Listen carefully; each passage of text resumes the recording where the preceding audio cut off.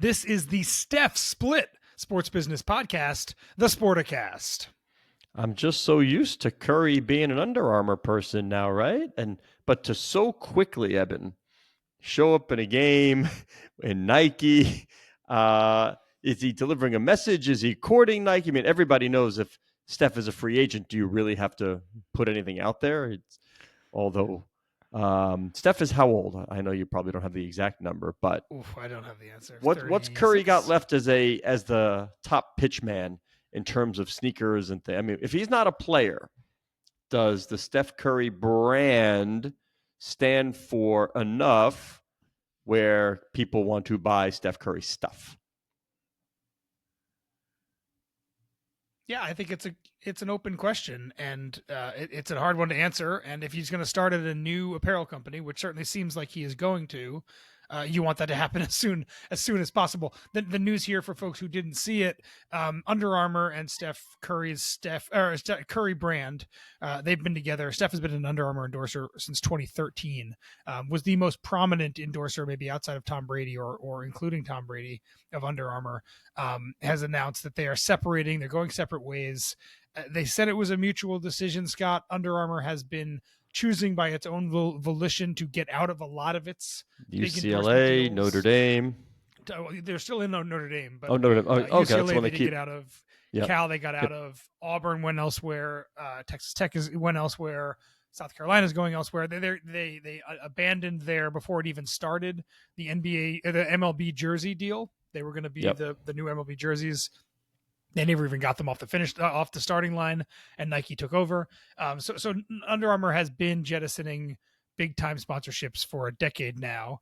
I think a lot of people, myself included, thought of Steph as kind of untouchable. It was maybe the one thing they would hold on to, because Kevin Plank has said for years that investing in individual athletes is the better ROI than partnering with big brands like colleges and leagues. But I think it underscores, one, how rough things are at Under Armour right now. The stock is down 90-something% from its all-time high. They're in another restructuring, which is the second or third of the past 5 or 6 years. I think an opportunity here for Steph to, I'm sure he's talking to Adidas, I'm sure he's talking to Nike, I'm sure he's talking to New Balance and a whole host of other smaller brands, but to think about towards the end of his playing career, what he wants his Curry brand legacy to be, and try to find that fairly quickly. Well, when we think about sort of the lineage of Under Armour, it was a sneaker company. You have sort of the selling out of the backpack. That's the Kevin Plank story. And then there was that weird reinvention of maybe becoming a technology company. I had a tech performance company, and that didn't work out very well. And I think it's funny you bringing up Kevin's comments about where the value lies, and that Notre Dame is still standing, and yet they're the athletes have been dissolved. Where does Under Armour just stand? So, I mean, you just talked about the stock price, but in mind share, where does Under Armour stand in mind share? We've talked about how even Nike has dipped in terms of mind share with the upcoming brands like On and Hoka. It's not just about the big boys anymore. Yeah, I think you hit the nail on the head there. There's more competition now. When Under Armour came up, it was basically, this was a Nike country. Adidas had a medium-sized presence that's actually grown in the last few bit as well, but it was basically them. And now you have a ton of companies, shoe companies like On, you mentioned, and Hoka and New Balance that are spending more in that world. And then you have a lot of other kind of athleisure style brands, maybe aren't shoe specific, but that are also spending a lot of money. You see Uniqlo out there, you see Viore, you see Athleta. So there's just a lot more competition, I think, on in the sports and apparel side. Under Armour has made some big swings, that they've had some misses. My guess is the answer to your question, Scott, varies on sport. That there are probably some sports, baseball, that Under Armour probably does fairly well in. They built their entire basketball brand for a while around Steph Curry. It doesn't seem like Under Armour has a big basketball brand right now. Kevin Plank said that he wants the company to stay in basketball even after the Curry brand split. We'll see what that looks like. But I think a lot of it depends by sport. But yes, there's a lot of competition. And I would bet, Scott, that a lot of those people are using the Under Armour playbook. They're trying to, understanding that they don't have the budget and they're not the size of a $45 billion market cap company like Nike, understanding that there's other things they need to do. They need to be very selective in what they do. They need to pitch themselves as a cool, young, hip upstart. They need to do different types of marketing. They need to sign different kind of partnerships. I would think that the early part of Under Armour is a case study that a lot of these companies are using. Now the key is not to use whatever the case study is for the past 15 years of Under Armour, to stay relevant and to stay large. Yeah, it came out as cool merch. It was supposed to be cool. It was supposed to be a little bit of counterculture, badass, if you will. That's what Under Armour was. But at some point, it'll come down to the product. You have to have cool product that, sneakers and things that people want to wear, and that just did not happen. I mean, obviously that led to the downfall, or at least the diminished stock price and sales. You can only do so much behind one player, one team, you name it. And Nike learned that as well. I mean, we don't have another Air Jordan. It's not Steph. New Balance has Ohtani, and you've seen what they have tried to, obviously on a global basis, what can do here. When Ohtani goes, and who told us this? It was Stan Kasten. You can't go 5 feet in Japan without seeing something Ohtani. And when Steph takes his Asia trips, it's very similar. I just don't know what kind of legs that has. If Steph Curry is not playing anymore, and by the way, he's playing very well, but if he's not playing anymore and it's sort of out of sight, out of mind, I'm not sure what impact Steph has on global sales. It's everybody looks at what Nike did with Jordan and wants to try to recreate that, right? And Steph and LeBron James have been the two shining, obvious, huge NBA stars for the past 15 years. I don't get the sense, you correct me if you think I'm wrong, I don't get the sense that Nike's LeBron brand stuff is an enduring franchise that will last forever or will be a massive thing either.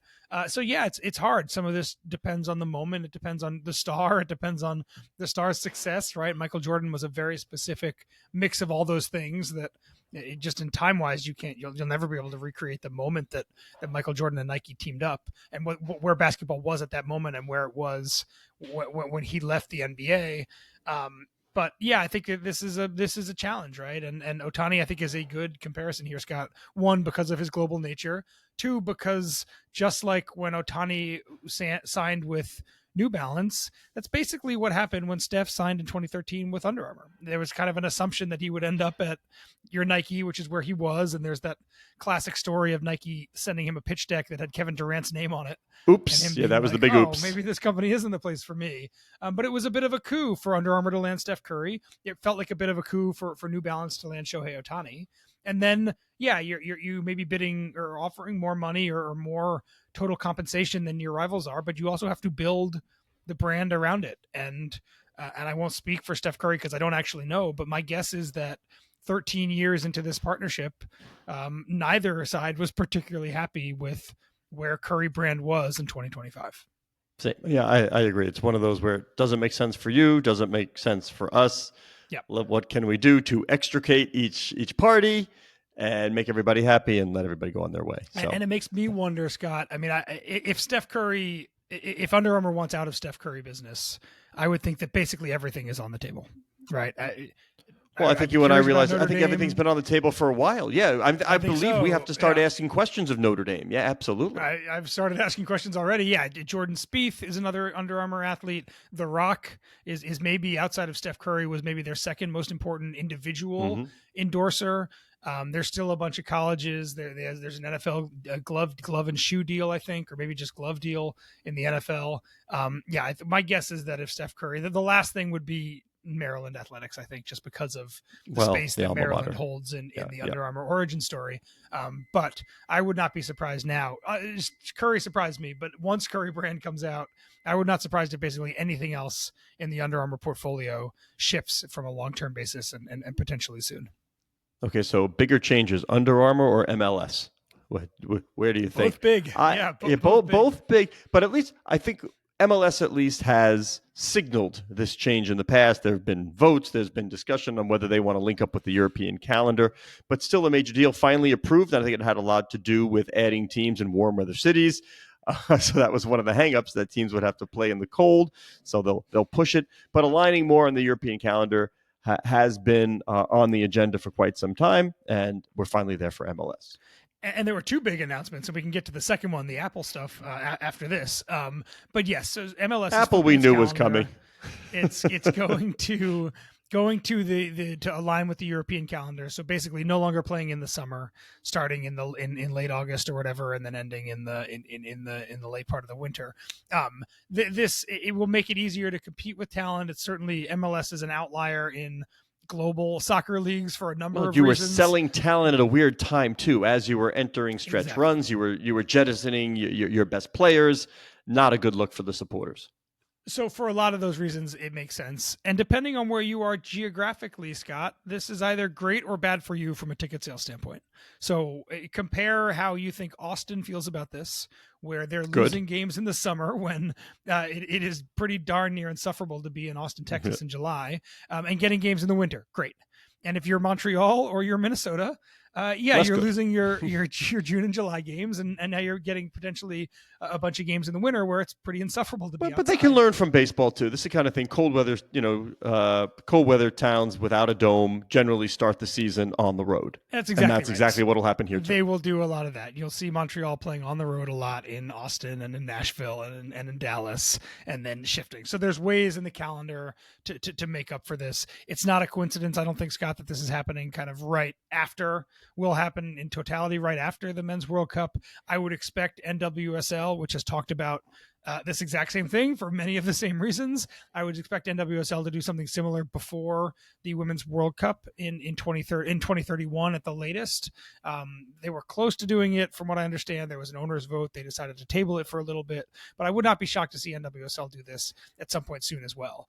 We're gonna talk NWSL, to quote one of your best intro lines ever, because that's on the market too. But let's talk about the Apple part of this deal as well.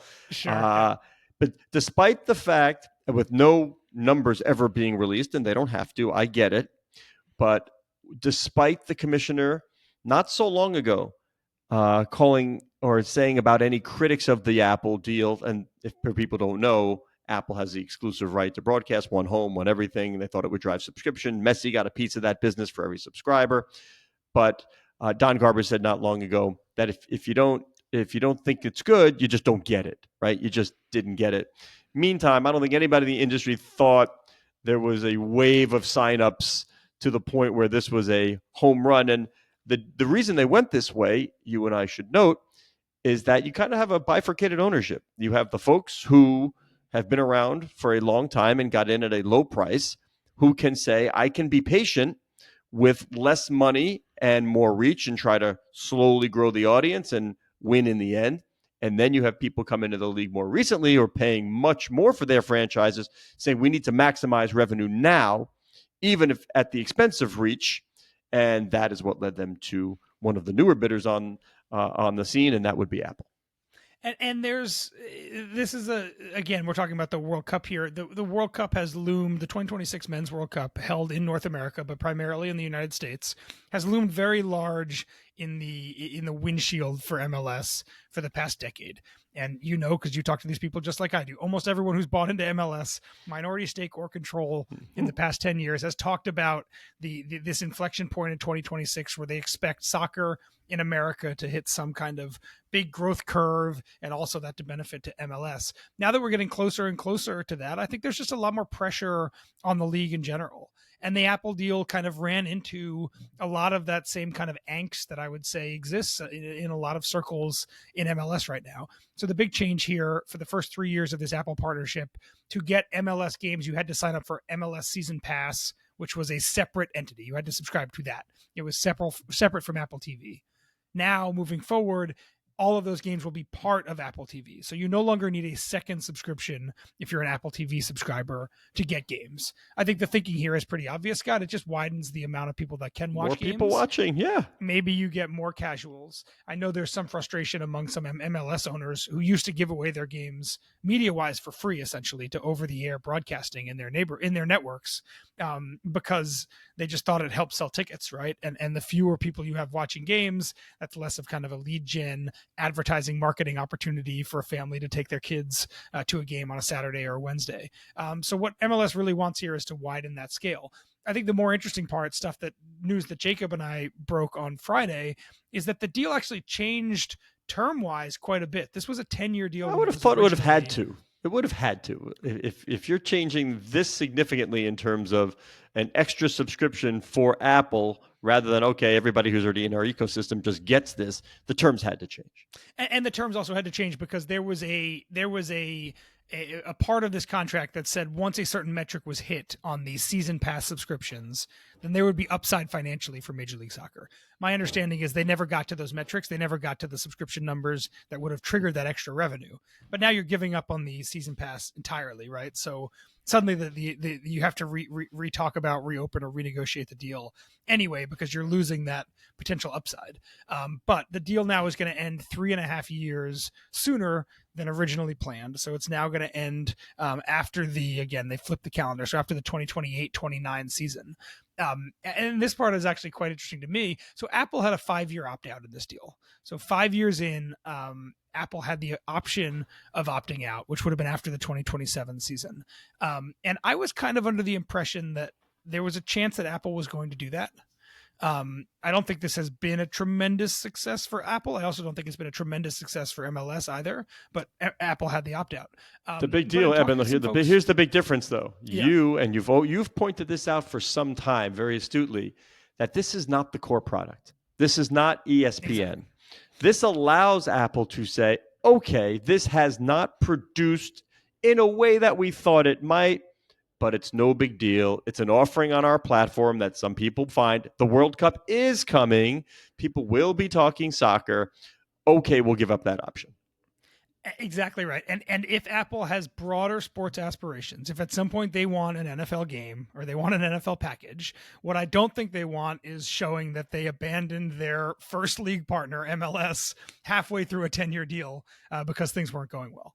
So because I think Apple has that financial cushion and understands that reputationally they're a relative newcomer in sports streaming and they may want to be a much bigger sports streaming product in the future. I think there was a belief around MLS and maybe even around Apple that they were not going to opt out of this. So as part of this shortening of the deal, Apple's 5-year option goes away. And this deal is going to end 3.5 years, as I said, sooner than it would have. And then I think it's a really interesting open question about whether MLS stays with Apple under some new deal, or does MLS decide, you know what, I think what we really want is a bit more reach via more traditional partners, or do they want to break it up? There's a whole lot of options there. But what I think Apple really likes is the ability to, if MLS is not a long-term thing, to not have it look like they abandoned the thing, that they gave up on it, that they pulled the plug earlier than both sides wanted to. So again, I think this is a logical step. It gives MLS a bit more option a bit sooner. It gives Apple potentially an option to move on from this without having to be the one that opted out of the deal. So I think there's a win-win all around. Jacob and I got some financial details.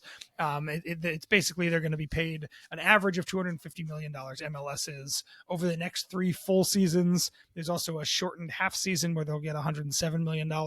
That's part of flipping the calendar. That's how they're going to do it to get to the start of the new year without missing a lot of time. But this was one that, as you know, Scott, when Apple signed this deal with MLS, 10-year deal, a lot of people in sports were paying attention, trying to see what happens with the viewership, what happens with the reach. Are owners going to be happy with this? So I think there's always going to be interesting people around the sports world paying attention to this deal because it was something unlike we'd ever seen before. And they kind of wanted to, as they test the waters with streamers, see what happened with the league that decided to jump in the deep end. Credit for innovation, credit for courage in, okay. I mean, even if it was born a bit of necessity in that the revenue was not there with traditional broadcasters. Okay.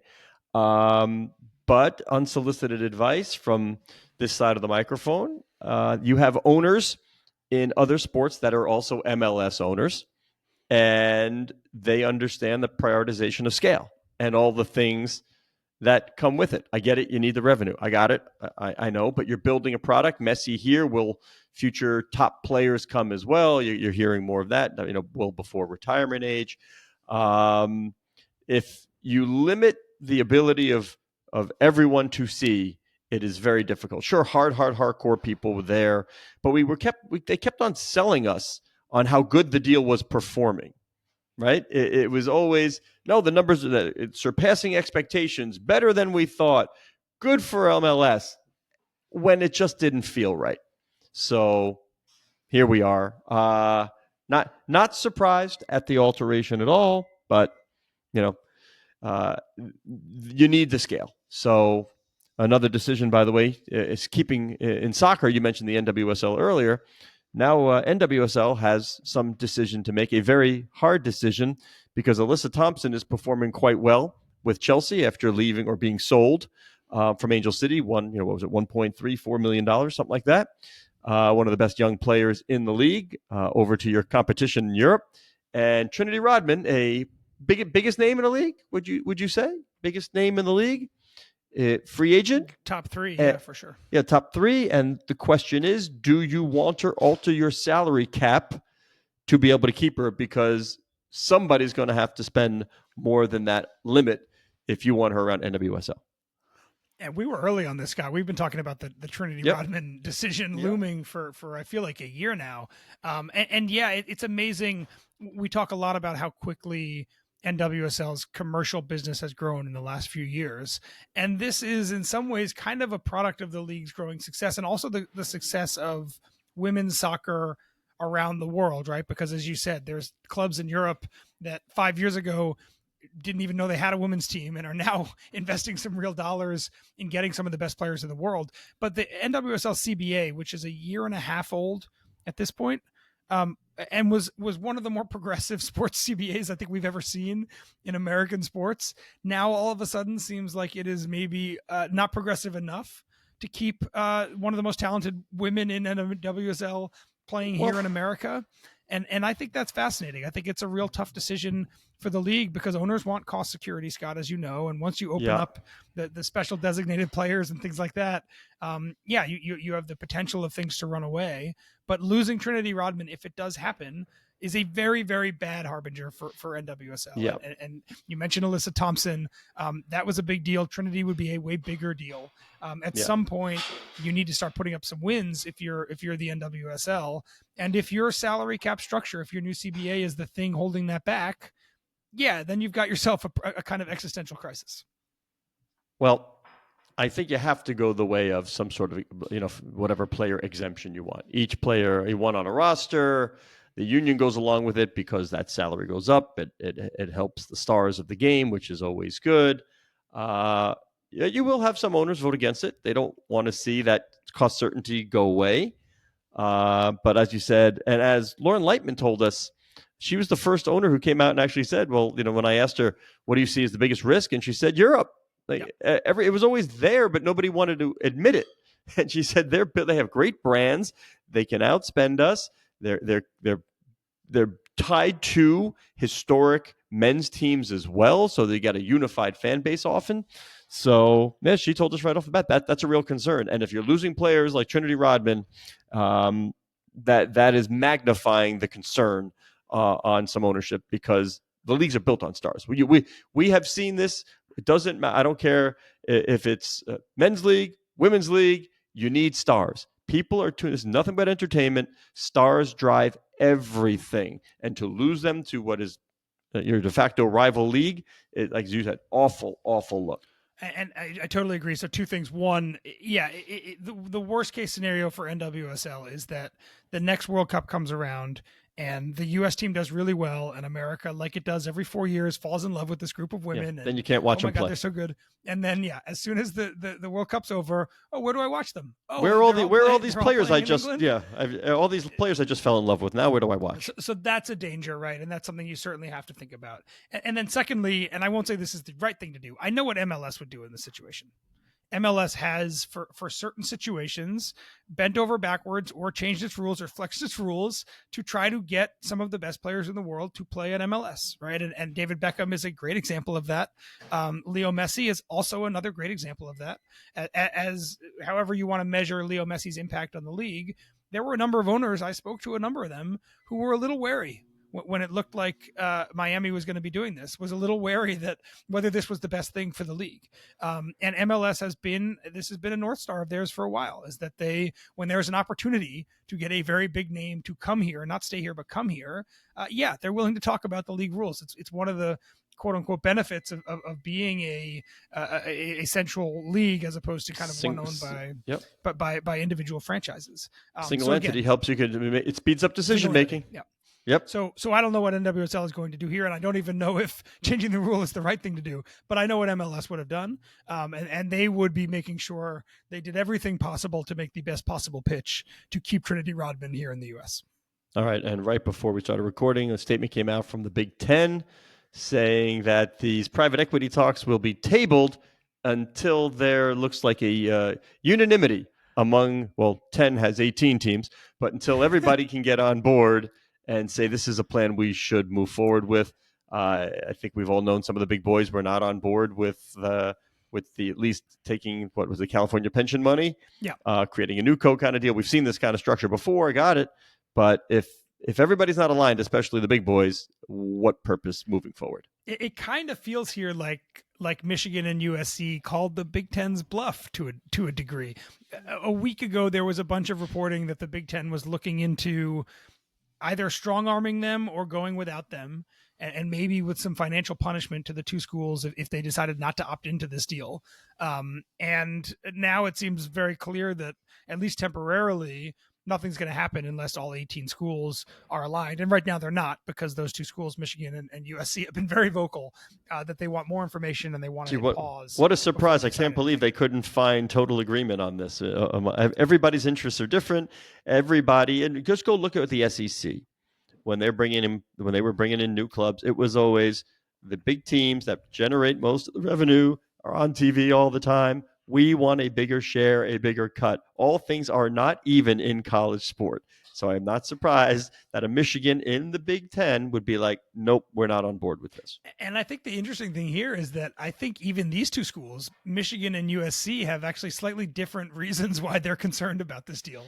Michigan's being exactly as you said, that they have a lot of resources. They have a huge endowment. Their athletic department makes a ton of money, and they feel like they're kind of giving up future income, which they are definitionally. Yeah, they can do better. Yeah, they're saying we can do better. And then they can get access to capital easier. I think USC's concerns are a little bit different, more about keeping pace with everybody and less about staying as the alpha dog in the Big Ten conference. But there didn't seem to me like there was ever a chance they would do this without everybody on board, regardless of kind of the posturing about whether they were going to push forward.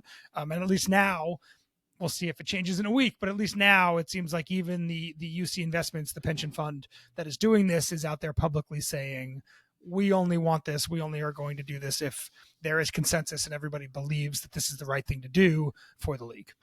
Okay, here we go. You ready? I just did quick Google some endowment value. You got a guess for me on the University of Michigan endowment as of June 30th, 2025? I'm going to say $16 billion. Okay, you would have been short on the 2023 endowment at your guess of 16. How about 21.2 billion? And was a end of fiscal year ending June, so it with a 15.5% return. And as you know, there's no capital gains on endowment. So if I'm Michigan, I'm looking at that saying, I'm good. My guess is you have to scroll pretty far down the list to find Rutgers in that, but they are peers, right? They're both in the Big Ten, and that is exactly the difference, right? Is that's what we're saying about access to capital is just so different. Yeah. But it's what we just said about MLS owners too. Those who got in early and those who bought higher, it's just a different value proposition.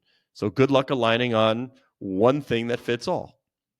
Exactly. Yeah. And so I do think there may be something that happens at this point, but I'm not sure it looks exactly like this. And it seems pretty clear that a lot more information needs to be shared with people. If they need all 18, it seems like it's going to take a little bit to convince at least these two schools that they want to be on board.